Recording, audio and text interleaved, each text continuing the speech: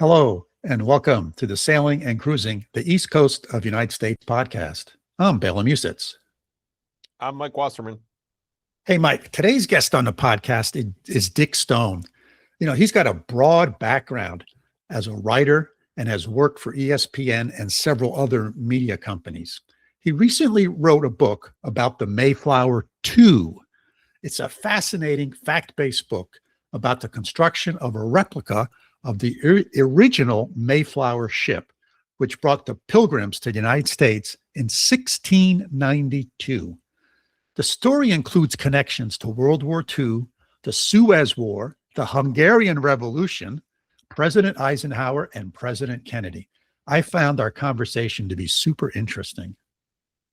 Yeah, Bela, what an amazing guest. I think listeners are going to love this a little bit as a change of pace from our last several episodes. But both sailing and history, are fascinating to me. And Dick's a great storyteller. So I think listeners grab another cup of tea, settle in, and get ready to enjoy a remarkable story. And maybe even perhaps you might get an idea how to spend some time next year and see some beautiful tall ships. Yeah, excellent point, Mike. So let's jump right into my conversation with Dick. Outro. Okay, we are recording. Hello, Dick. Welcome to the podcast. Well, thank you for having me. Yeah, it's great. Hey, let me ask you a question. If you're at a social event, a sort of non-work related social event, so people don't know you there professionally, and you get introduced to somebody, and after that introduction, they say to you, "Oh, very nice to meet you, Dick. What do you do?" How do you answer that question? I tell them that I've reinvented myself. Okay. So for years, I was in the television entertainment business. So real quick, I studied, wanted to be a writer way back in college, went to graduate school of journalism out at UCLA, figured I'd be another James Reston. And about that same time, they were coming out with a new technology called cable television. And I got kind of drawn into that. So I spent many decades. First, I worked with RCA. RCA owns NBC, and they were doing a kind of an experimental two-way cable at the time. Didn't go anywhere, but they got transferred back to New York. So I ended up working with NBC Radio and television, and then did that for about 7 years. And then I worked with HBO for an equal number of years. And then I worked with this new sports thing called ESPN for 13 years, and then some other sports-related television groups. And then towards the end of that, I had the opportunity to do some work with a museum in Massachusetts called Plymouth Plantation. Mm-hmm. And that's in Plymouth, Massachusetts, not far from Plymouth Rock. And they had a ship, an old ship called the Mayflower. And the Mayflower, I think if people remember in school, you always talk about the Mayflower and the Pilgrims and all that. Anyway, they had a replica of the Mayflower. And the Mayflower is made of wood. So most boats today, most people listening to this podcast, if they're sailors, they're probably in a fiberglass hulled boat. So this is a wooden hulled boat. So it's made of wood. And because of that, time has an impact on it. So in the late teens, it had to go in for a complete renovation. Really, they replaced 70% of the wood. At Mystic Seaport Museum, was there for several years. Replaced the sails, came up with new technology for that, new rigging. That was pretty cool, new mast. And then got back in the water. And so people at Plymouth said, well, you've done some work with us, and you might find this guy interesting down in Mystic. He can tell you something about Mayflower II, this replica, that you may not know. So I went down up to Mystic, south of Mystic. I'm in Hudson, New York right now. And so I introduced myself to a man named Warwick Charlton. I said, so Randall, people said you could tell me something about the Mayflower II that I might not know. What's that? He said, no, not much. My dad's the guy that built it, sailed it to America, and gave it to you guys. And I said, get out of here. Your dad didn't build that boat. That's from the British government or something. Like it's like the Statue of Liberty. He said, no, just my dad, group of veterans, and they did it. And having been in the sports business, I thought, holy smokes, this is an underdog story. Here's a guy that I've never heard of. And he's like the person that makes the winning touchdown for the state championship football game the guy that catches the ball. You also talk about the guy that throws the ball, the quarterback. Sometimes you never hear about the guy that caught it, that made the victory possible. That was his dad. So I thought, well, this is an interesting story. So I started kind of learning more about it. Randall had written a book about his father called The Wicked Pilgrim. And so I asked him questions about it. And his book was like writing a book of Henry Ford. And my book is really about the impact the Model T had on America or the world. So we had a different point of view. And as I dug further into it, it became a remarkable story. And one of the things that drew me in was a photo of the ship going into New York Harbor on July 1st, 1957. It's on the cover of my book. So when I first saw this image, I thought it was a fake. I was sure it was a fake. It's, you have a picture. Yeah. You imagine standing at the Statue of Liberty. You're looking across the harbor, and in the distance you see the skyline, and off to the left there's a 17th century sailing ship, and there's a blimp overhead with a Navy blimp. There are boats in the harbor. It's a beautiful day, and I'm thinking, this is obviously a fake. Well, it wasn't a fake. It was taken by National Geographic's most renowned photographer of the era, a man named B. Anthony Stewart, and it was true. It was a real picture. And I thought, what's the story behind this? And there was a remarkable story, and that's what I describe in the book. The story of that ship, how it happened to get into New York Harbor, and the relevance of that to your listeners is that not even a year from now, just a few months from now, starting in May, on Memorial Day next year, tall ships are going to be gathering on eastern seaboard ports over a period of 2 months. They're going to first gather in New Orleans over Memorial Day, be there for about a week, and these will be the U.S. Coast Guard Eagle, the nation's tall ship, and other tall ships from around the world. Then after a week there, it's going to go to Norfolk, Virginia. It'll be in Norfolk for a week. On the up the coast, then Norfolk, of course, is where you have Jamestown and all these famous things, not far from Williamsburg. Then you're going to go up to Baltimore, Star Spangled Banner, famous port, a lot of history with that, a lot of sailing history. Baltimore Clippers, you think of all the great sailing ships that come out of Baltimore. Then it's going to go up to New York, this flotilla of tall ships. They'll be in New York Harbor, recreating the image on the cover of my book without the Mayflower. They invited the Mayflower. The Mayflower will be in full sail a couple of weeks after that. In the middle of July, it'll spend a week in Boston Harbor, and it will be under sail next to the Eagle, next to the USS Constitution, and about 2 dozen other beautiful ships. So this coming months, the next year, is going to be a year of celebration for people that love sailing, tall ships, and all the adventure and history that goes with that. So lots to look forward to with this. Wow, that sounds really exciting. So take us back to the beginning of this project, Mayflower, and sort of how it started. What was its incarnation? So the incarnation of it, there were 2 men that the prime mover with this ship began on the battlefields of North Africa. So many of your listeners may have at some time watched a movie called Patton, and of course George C. Scott's Patton, and the movie starts off in North Africa. Well, he arrives after General Bernard Montgomery had defeated the Germany's most renowned tank commander. So Monty was famous, had a nickname called Bernard Montgomery was called Monty. Monty defeated the Desert Fox, Erwin Rommel. But the reason he was able to achieve that victory is that the U.S. sent him Sherman tanks before we were in the war. And because of their arrival, the Nazis were unable to get to the Arabian oil fields. That would have changed the course of the war potentially. Monty pushed him back.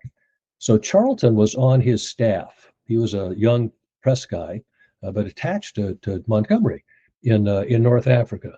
After that, he was then transferred to the Pacific. And in the Pacific, he was on the personal staff of another very famous British general, but this is a maritime general, Lord Louis Mountbatten, Uncle Dickie to Queen Elizabeth, who became the last viceroy of India.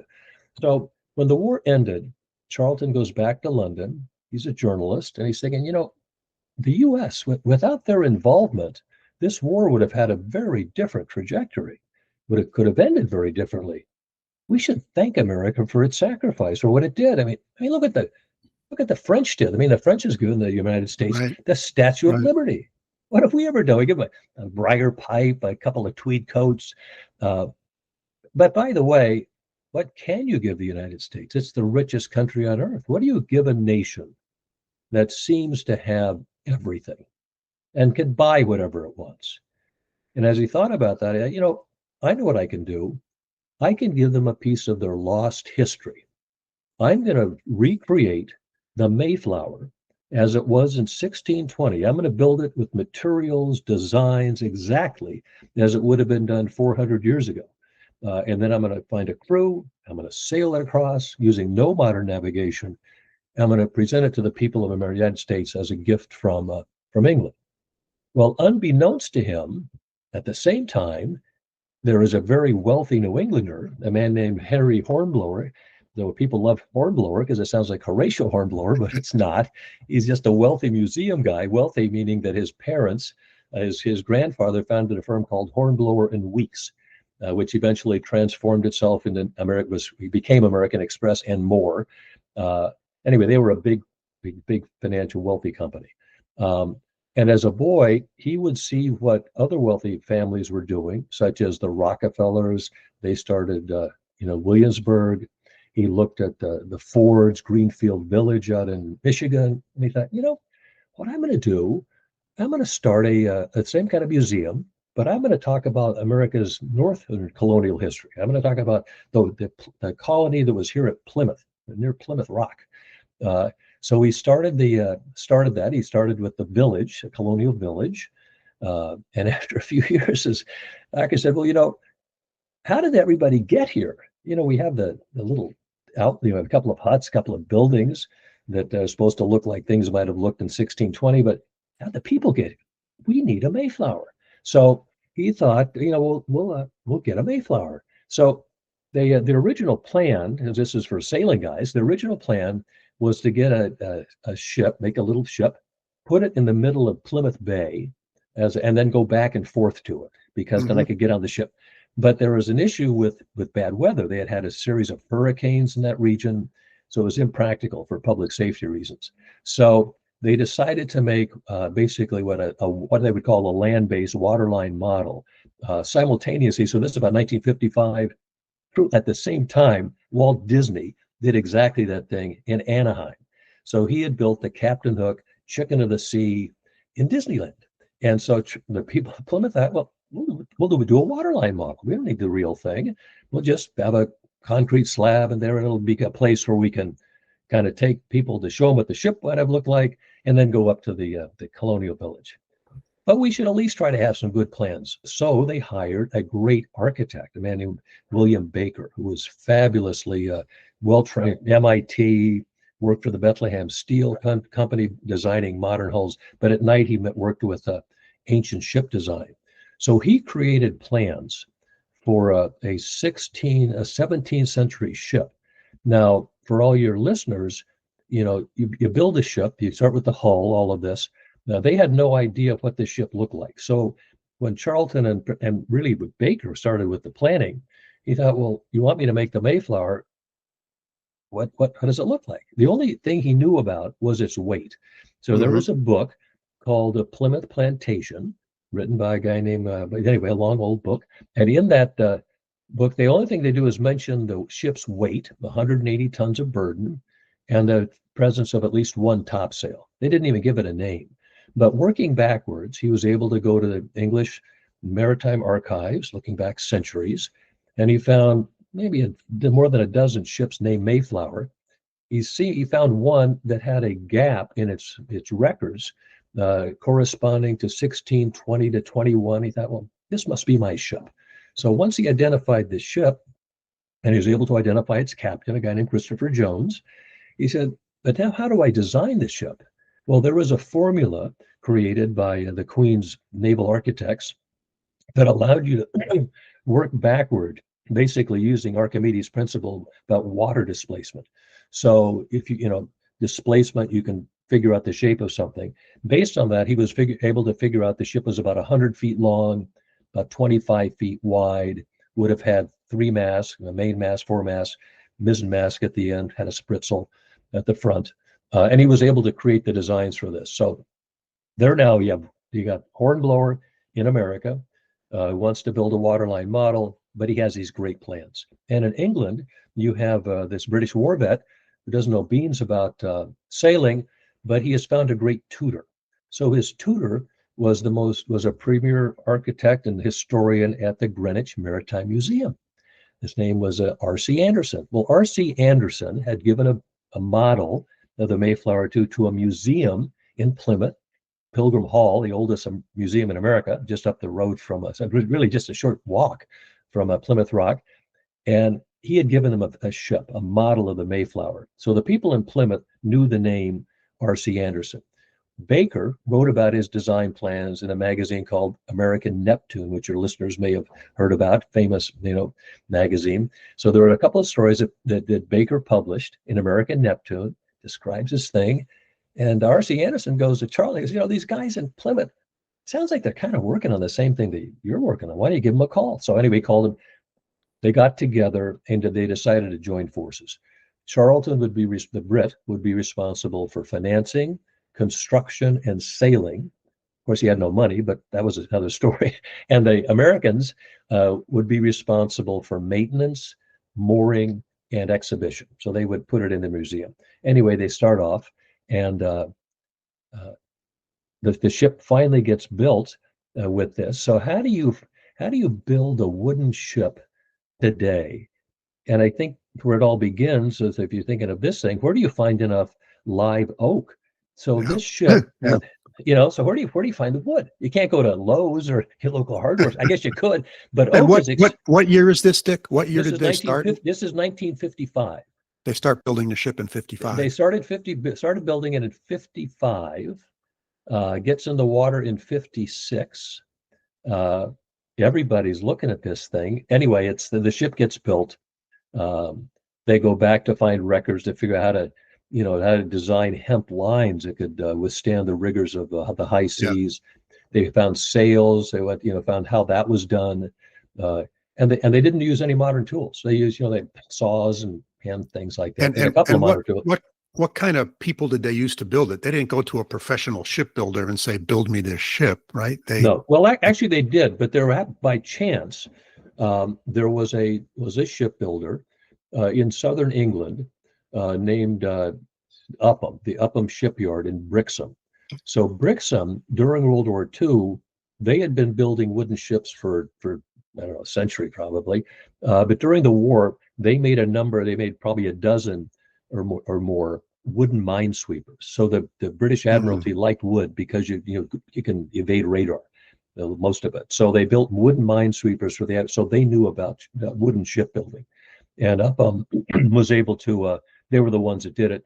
When he went to them with the plans initially, Upham reminded Charlton, he says, look, it's been 300 years since people have built a ship like this along this coast. So it's very different making a model. You can float in a lake, but this is something men are going to live on. You have to sail, out to sea. And by the way, there's nothing on this thing. So people think about life on the ship.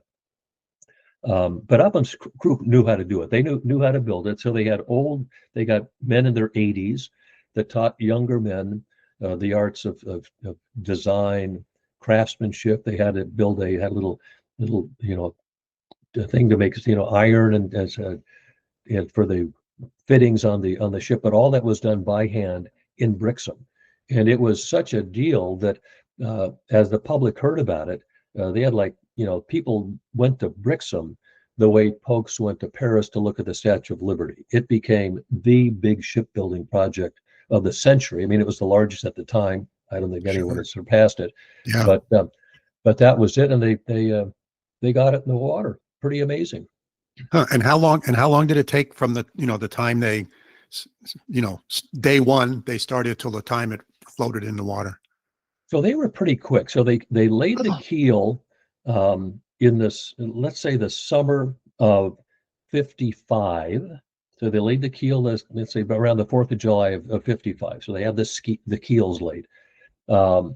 It would then, they were then working on it. When it gets to the end of that year, they were having trouble with financing. There wasn't much on the ship. We now get into the beginning of 1956. They make progress. They get these oaks. They found a great supply of oak to build the ship. And so by September, the hull was finished. So September 1956, the ship is launched. And when you launch the ship, the hull goes in, and then later, your guys know all this. Later on, you put on the decking and the masts and everything, Right. but getting it in the water. So it went into the water September 1956. Wow.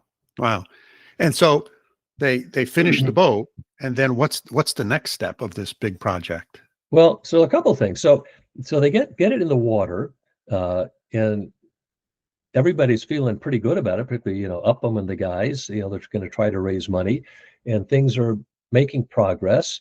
Then a month after that, the world got turned upside down, and this project was nearly scuttled because Britain, in cahoots with France and Israel, went behind the back of the US, Eisenhower, and started a war in the Middle East. So they picked a fight in October 1956 to take over the Suez Canal, and it became the Suez Crisis, which was a huge deal. All traffic through the Suez Canal was stopped. People, I think, remember a year or so ago there was a stoppage because of Houthi rebels or whatever. And this was stopped for months. And of course, Europe depended on that passageway for oil. They sunk, ships, barges, whatever. So this was now October. Ship gets in the water in September. A month later, and of course, the ship's being built to honor the U.S. for all of its great sacrifice in World War II and this special relationship we have. And well, that special relationship got flushed down the toilet, and they went into Europe. Yeah. And Eisenhower is in the middle of a presidential campaign, and he's running as the peace candidate. So he is really pissed. So Nixon later described this. He was his vice president. He said, this put us in kind of a jam because we can't really say anything much about the Middle East because Russia is about to invade a Central European country. It's a country that's next to Ukraine called Hungary. So a month after the Brits, France, and Israel start a war in the Middle East, Russia invades Hungary and viciously crushes the Hungarian Revolution. So Dick, I have to tell you, so I was born in Hungary, and I'm a refugee from that revolution. Well, then and it was unbelievable, and that became the model for resettling and finding new homes for people displaced by war. Bela, your family knows this very well. You may have been born before, just around that time, in Central Europe. So it was catastrophic what was going on, and the British and American relationships went into were ruined. And people are talking about, what are we going to do? The world thinks we're at each other's throats. There anti-American sentiment in England. I mean, the Foreign Office described it as a form of madness. And somebody finally said, guys, there is that boat down in Brixham that, it's not going anywhere, but, I don't know, maybe that it was supposed to be done as a thank you for World War II and, what we did, the heritage, but looking backwards, why don't we use that as a diplomatic tool and see if we can get it built, get it in the water, and use that as a symbol of unity between the United States and Great Britain, which is in fact our greatest ally. So there were lots of events that happened before this. I'm giving you those two, bombshell events, October, November. Other things happened. Anyway, the countries are at each other's throats, but they're trying to get back together. They have a meeting, they being President Eisenhower and Prime Minister Harold Macmillan of England. They have a thing in Bermuda called the Bermuda Conference in March. And the press covers it and they say, wow, this is great. This is much more successful than we imagined. Looks like the countries are getting back to, they're on each other's, they're working together again. Anyway, the president, Ike, and Harold Macmillan, they met twice in private and on on 2 different days. The second meeting they had Sunday afternoon, as they're wrapping it up, Eisenhower says to Harold Macmillan, he goes, "So Harold, I don't know if we call him Harold. This is like, before you leave, there are 3 items that are really central to our relationship. I mean, things we have to talk about. We have to talk about NATO, because NATO has kept the peace since the end of World War II, and we have to make sure that NATO remains a viable alliance. Secondly, we have to talk about nuclear weapons. Nuclear weapons are a big deal, and we need to make sure we're on the same wavelength with that. But there's a third item that's even perhaps the most important. We have to repair the special relationship that's held us together through the last war since 1620. We are bound together by culture, heritage, language. We need to keep that together." And as he's saying that, the British foreign minister says, "Well, we just happen to have a thing we're working on." Of course, they didn't, but they use code names. So they say, we have the scheme. We have a scheme, and it doesn't involve any nuclear materials. But if it's successful, it could have a lot of big benefits. So the scheme. So Eisenhower then gets back to Washington. He goes to his office. Waiting for him is a personal note from Monty's, that general in North Africa that Charlton worked with. There's a note from Monty's chief of staff to Ike. Said, "Eisenhower, Ike, I just want you to know the scheme has come to fruition. Mayflower II will sail in a few weeks. I am part of the project. I thought you'd want to know." So Wow. Suddenly this ship that was being built, just to say thank you, let's give them something like the Statue of Liberty, a symbol of democracy, America's lost history, it suddenly gets pulled into this international drama about saving the special relationship. Anyway, they now set out. The voyage is pretty remarkable. So I was talking to somebody yesterday or a couple of days ago, and they said, so, you think about famous ships in the 20th century, and the Titanic is one that comes up, that everybody knows about the Titanic. And a lot of people have kind of forgotten about this ship, but people do know the Mayflower. They know that thing. And this person said, well, are they having anything in common with each other? The Titanic, the Mayflower II? And I said, well, as a matter of fact, Villiers, so the captain of this ship, was the most renowned, tall, windjammer captain of the era, a guy named Alan Villiers. He's Australian. And as he got ready to go, he was going to take a northern route. So the original Pilgrims went at about 40 degrees north. You guys know where that is. So they went 40 degrees north, North Atlantic. And he had planned that out. He knew exactly where he was going. However, since the Titanic, the British Admiralty and maritime authorities started keeping track of floating ice. And floating ice was potentially an issue on their route at that time of the year. So after 5 days, instead of listening to the British maritime authorities, who now said, thank you, Titanic, we're telling you avoid bad weather, he decides to go south. So 5 days out, he goes south, goes down past the Canary Islands, gets there about 25 degrees north, latitude, the trade winds, the path of Columbus. Then goes across, gets this side of the Bahamas, turns up the Sargasso Sea, gets to Bermuda a little west of that, and crosses. So that if it hadn't been for the Titanic's impact on British maritime authorities, he would have taken the original path. Then I said to this person, of course, let's think about those 2 ships. The Titanic was a sure thing. It was Right. unsinkable. No one's going to sink. Right. And this ship, they gave it no better than 50-50 chance. They said, good luck. Well, we're going to say 50-50. So why were they even giving it that chance? So someone said to me, well, they must have had maybe had a ship going with them in case. I said, no, they had nothing. The only thing they did have, thanks again to the Titanic, and they had to carry a radio. So they did have a radio on board. But they took this route that turned out to be pretty remarkable. And Wow. so as they're going out there, they're keeping track of everybody. and most of the ship, again, a lot of your sailors guys know this. The trade winds are good because for hundreds of years that was the way, and that's where they go. Once you get to Bahamas, you're now going north. You go across the Sargasso Sea, but you get into that space between Bermuda and let's say Cape May, or going up towards Cape Cod with it, and the weather can get very treacherous. So after they were at sea 50 days, the water is now at 76 degrees. They hit a big storm. So they hit a 8 on the Buford scale of winds, 60-mile-an-hour winds. Stuart Upham, who designed the ship, was not a ratliner. He wasn't somebody that went up the rigs, but he knew what 38-degree rolls felt like.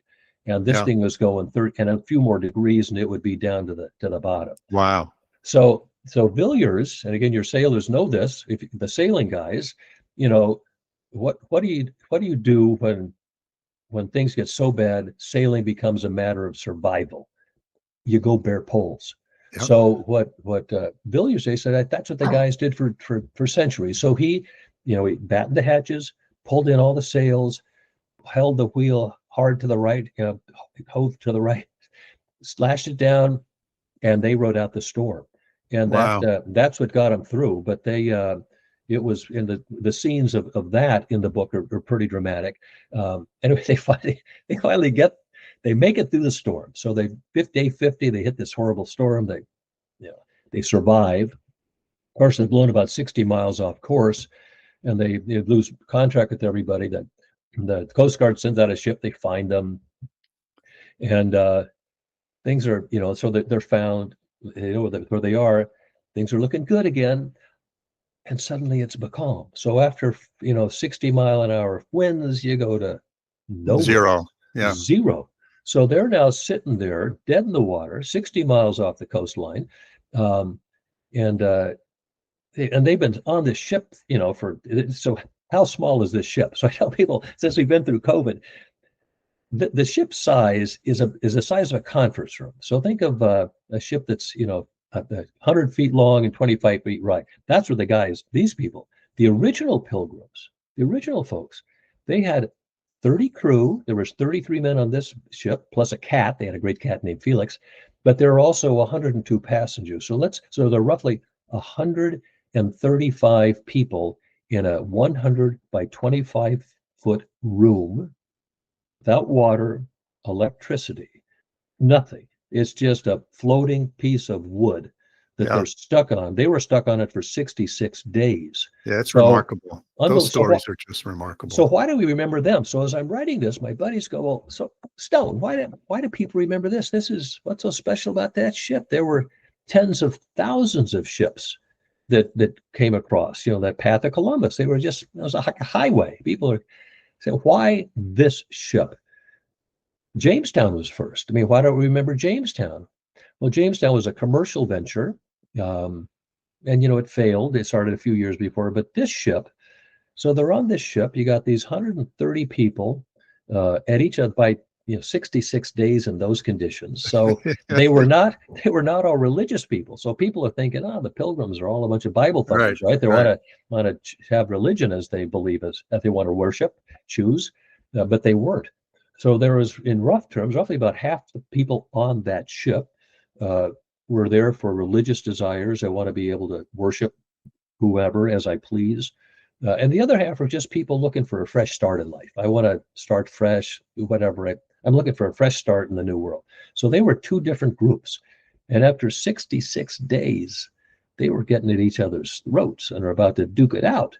And recognizing that, before when they get to Plymouth, of course they were hoping to get the mouth of the Hudson. They didn't have navigation back then. So they land in Plymouth. Before they get off, they did something remarkable. Most ships over the centuries, when they land in a foreign place, step off the boat with swords drawn because they're not sure what they're going to encounter. This time, they seized the day with quills drawn. They said, look, we've been on this ship for 66 days. We're at each other's throats. However, the group of us standing here, these are not just the men, they're in the chart house. They said, look, oh, guys, we're all here together. We got 41 of us as a group. Instead of calling ourselves a group, let's call ourselves a body politic. So let's organize together as a group, and we'll name our group the Body Politic. And we're going to disagree about a lot of things, but we do agree on one thing. We'd like to have just and equal laws for the general good.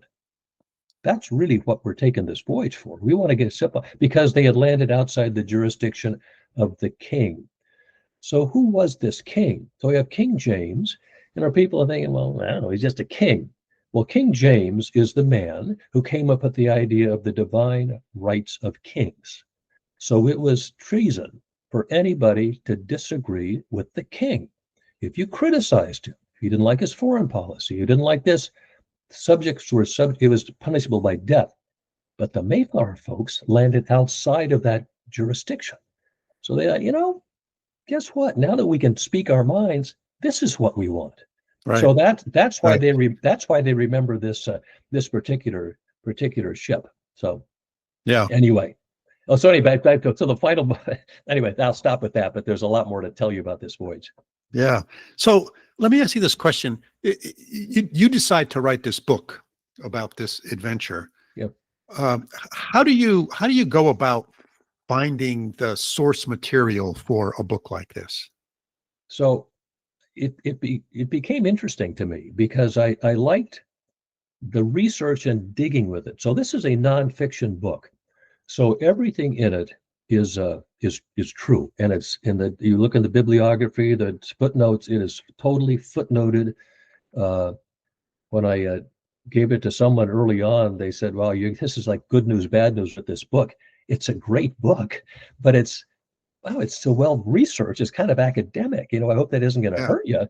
But so how do you find that? So I would. So how do you do a search? So there's the most interesting moment for me was finding that meeting with Eisenhower and Macmillan, because a lot of things you go into other books, traditional things, you look for a source and you find it, and so you go to other nonfiction books.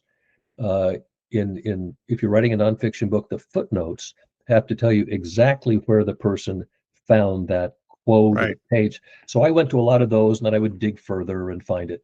But how do you find something in the State Department? So I had a feeling something was going on at that Bermuda conference. So I went back to the State Department archives and I did a word search. And I started looking up things, like special. I started off with Mayflower and other things. Anyway, that's how I did it. I found the document, which, but it's tedious, and you have to have a good editor. So my editor I had a terrific woman, Ann Marlowe, fabulous. And so I told her, I say, so Ann, I found this quote, or I found this. And she go, well, where'd you get it? I said, well, I don't know.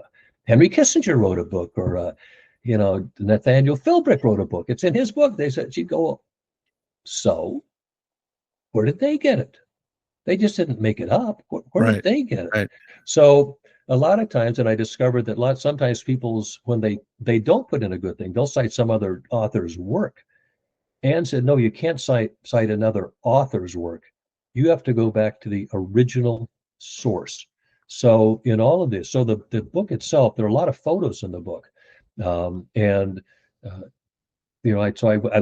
to just licensing all the images or something, although the first image I licensed was the cover of the book going into New York Harbor, which is it really kind of sparked what has become Operation Sail. And in 1964, that's when they wanted to have the first op sail, and then of course it expanded in 76 with the bicentennial, and then there have been other ones. The next big one is going to be next summer. Yeah, but that's how you do it. You just, and it takes much longer than you imagine. Yeah. So the Mayflower II landed when did that happen? So the Mayflower II, the second one. So we know the first one landed, kind of interesting. They wrote that document on Veterans Day. Just by coincidence, they signed it on November 11th. And of course, we know November 11th, we just had it. That's Veterans Day. So this nation celebrates November 11th because it's Veterans Day, but coincidentally, it's also the day that they signed the Mayflower Compact, that idea of just and equal laws for the general good. So they landed in November. This ship, the second one, landed in June, and it landed mid-June 1957. And boy, when it landed, that was kind of something, because at the same time that it was landing in Plymouth, so you got this little wooden ship land, and it gets up there in June of 50. Of course, people love this. So every newspaper, truly, every newspaper in the nation, this country, had stories about the Mayflower II. I know that because I randomly looked at papers across the country during the period April 57 to June. Guess what? Everybody was talking about this ship, the Great Voyage. Anyway, but that's when it got here. It got there, and it happened to be at the same time as a international naval review down in Norfolk. So it was the mightiest naval. They had 100 ships, from 100 or more than 100 ships, planes. It was the biggest thing ever. Nobody cared about that.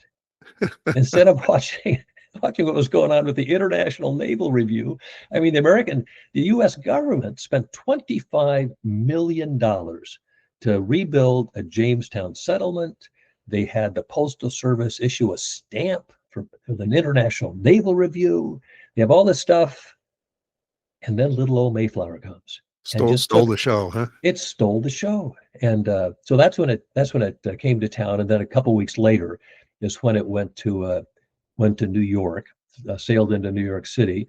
What's interesting is that when it was in Massachusetts, or arrived there mid-June, there was a young senator from Massachusetts named John F. Kennedy, JFK. He's on the campaign trail, and by chance he was giving a speech in Plymouth to the Massachusetts Bar Association, and then he was supposed to go up to Maine, but before he left, he took a detour and he went over to stand on the ship. So we have an image in the book of JFK at the wheel of the Mayflower II with a couple of crewmen. He loved this ship, and he was a sailor. So when you think of the nation's maritime tradition and which presidents have the most salt water in their veins, it's Kennedy. So Kennedy stands on the ship. He loves this ship. 2 weeks later, it's now in New York City for the 4th of July. What does Jack Kennedy do? He records the entire Declaration of Independence and has it broadcast on WQXR radio, July 4th, 1957. You can hear it today. It is stirring. And he loved this thing. And because of that connection and other events that took place while the ship was in New York, the idea of doing a Operation Sail gets sparked. They go to Kennedy. They say, "What do you think about this idea?" "I love it. Let's see if we can get the Constitution down here," or whatever. This is now in 1963, the spring and summer. He loves it, and then he gets assassinated. Yeah. We know about that. But what lived on was his love of the sea, the tall ships. Thus, the first Operation Sail started 64, and then there was substantial. The big one was in 76. Yeah. But there's a lot of current history with this ship, and having it sailing again in Boston next summer is a big deal with that. That'll be wonderful. So, Dick, we've been chatting for 45 minutes plus here, so I want to start wrapping this up. So where can people find your book? What's the title of it? Give us the details. So the title of the book is the name of the enterprise. It's called Project Mayflower. So Project Mayflower is what the operation was called. The book is Project Mayflower, and has a subtitle, Building and Sailing a 17th Century Replica. It's distributed by Simon & Schuster. It's available in hardback and ebooks wherever books are sold.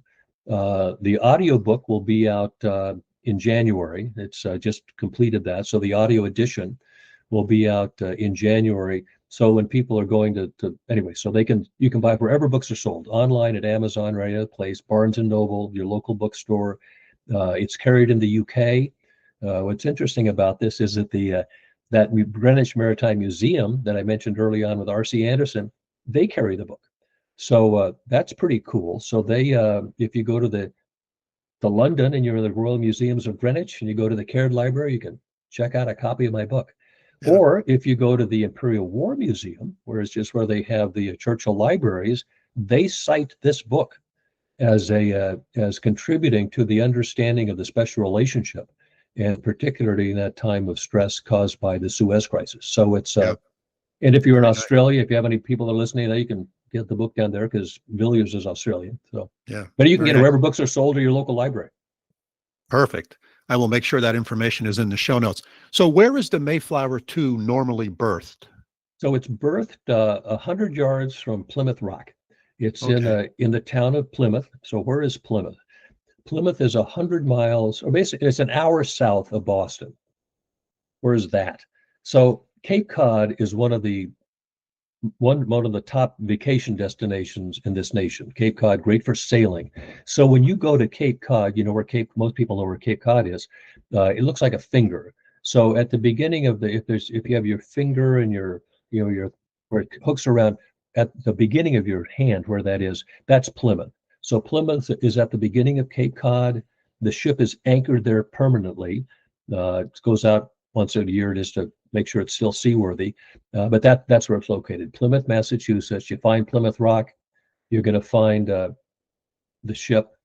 And what's pretty cool is sort of gigantic billboard. So these, cities now take, utility boxes. So there is basically a 10 by 20 foot billboard that has the image of my book's cover, has the image of that ship going into New York Harbor on July 1st, 1957.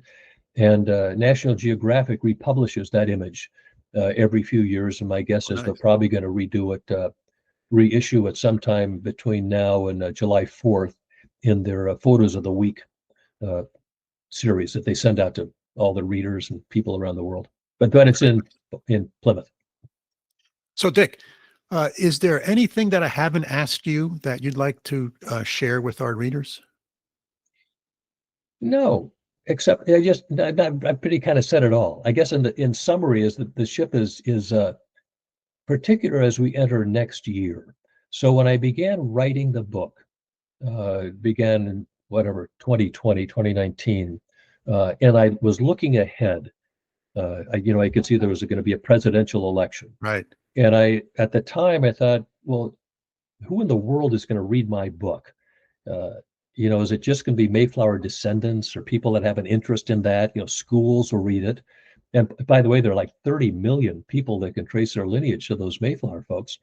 But I thought, whoever wins in the 2024 election, this is now I'm thinking in 2020 as I'm writing this thing, they're going to say, how did we get here?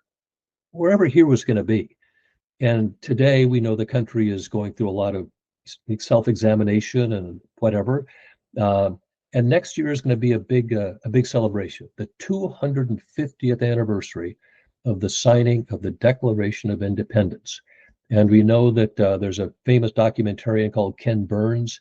He has a series on PBS now about the American Revolution, Declaration of Independence.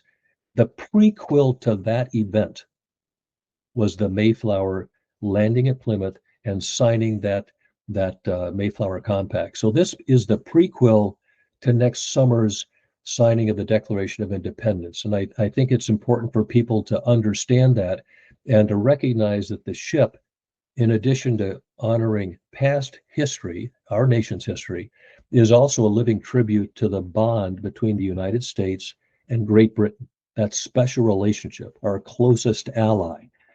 So that's, I guess, what I'd like to leave people with. That is a living relationship. The ship was built specifically to honor democracy and to hopefully be a symbol of democracy and similar to the Statue of Liberty. Yeah, that's a super summary way to summarize our conversation here, Dick. This has been really fascinating. I've really enjoyed our conversation. I thank you so much for joining us on the podcast. Well, thank you, Bela. It's been a pleasure too. And thank you for that Hungarian connection. You're welcome. Who knew, right? Yeah, who knew? And people forget about that. That was quite remarkable. Yep.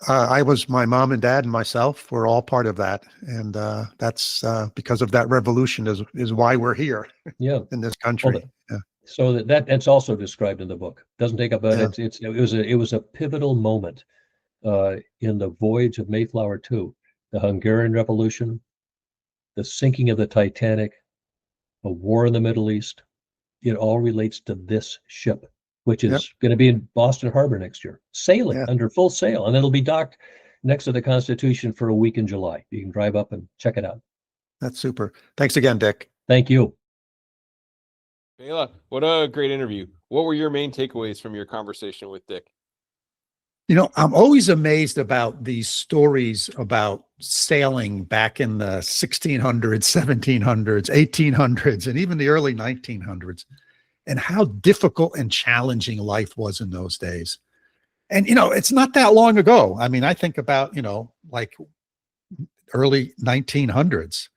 I mean, it was not an easy trip to go across the Atlantic.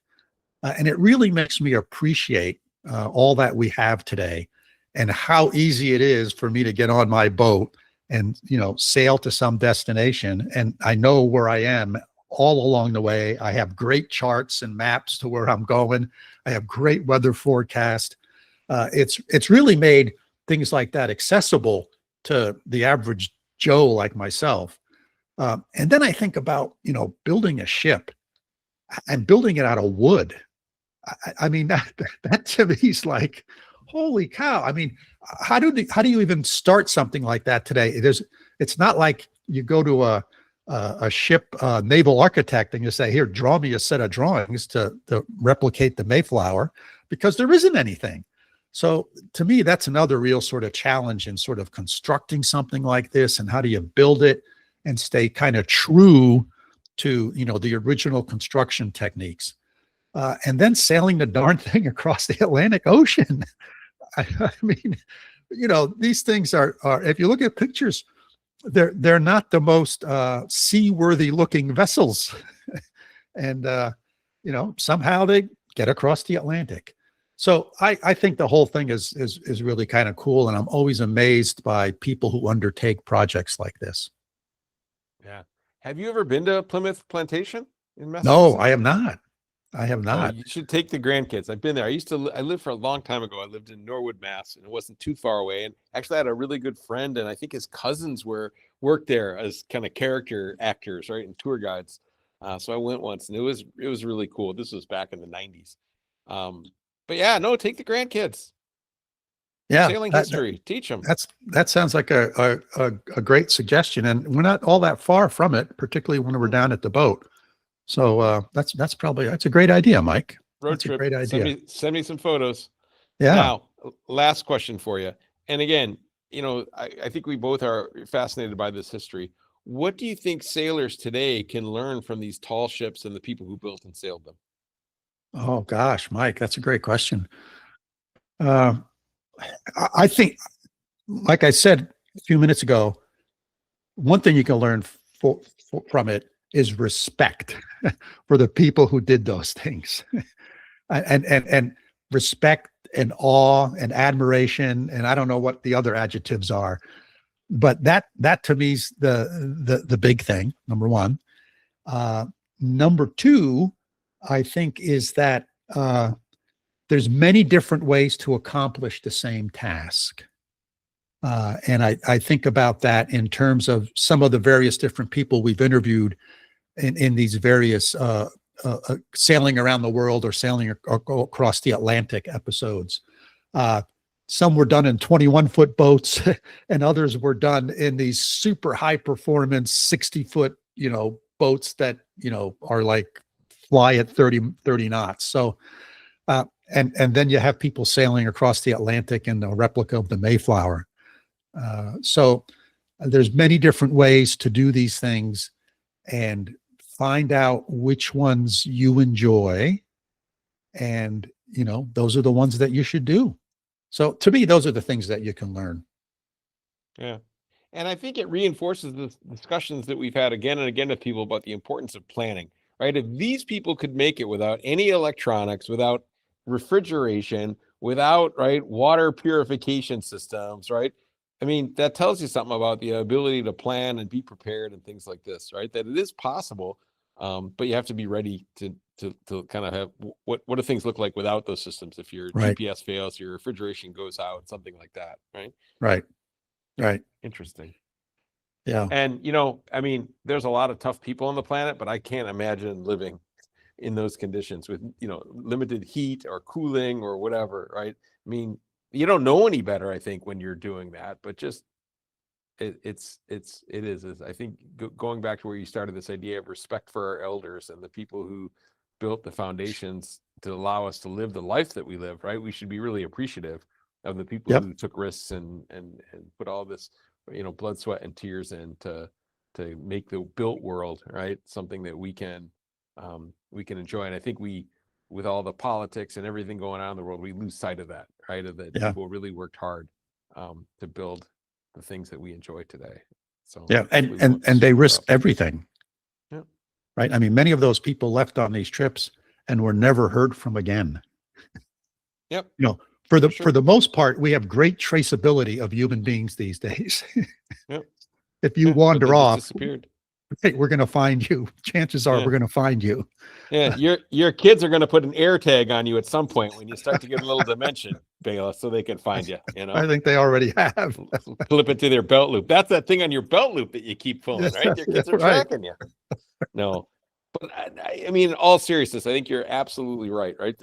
That so much that we take for granted was that people lost their lives building things and sailing things and trying to make the land fertile and all of these things that have allowed us to live a pretty good life in the 2020s, right? People in the 15, 16, 17, 1800s were sacrificing. They were tough. That happened. They were tough people. Yep. And we have these soft hands from working behind a desk our whole lives, That's right. That's right. So what do you think? Time to wrap this one up, Mike?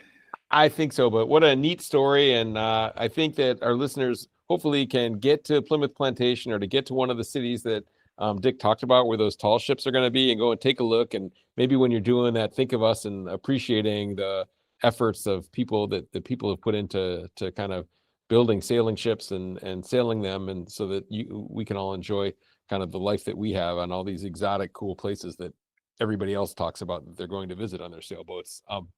We owe them a debt of gratitude, so.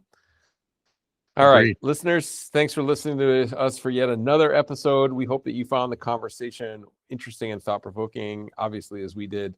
And feel free to contact us. Our email is, as it always has been, sailingtheeast, that's all one word, smushed together, @gmail.com. And finally, if you enjoyed the podcast, please hit that like button on your favorite podcasting application. And you can also find the podcast on YouTube now. And if you know of someone that would make a good guest on the show, let us know. So that's it for today's episode. Saying goodbye from up here in cold and snowy upstate New York. So until next time, take care.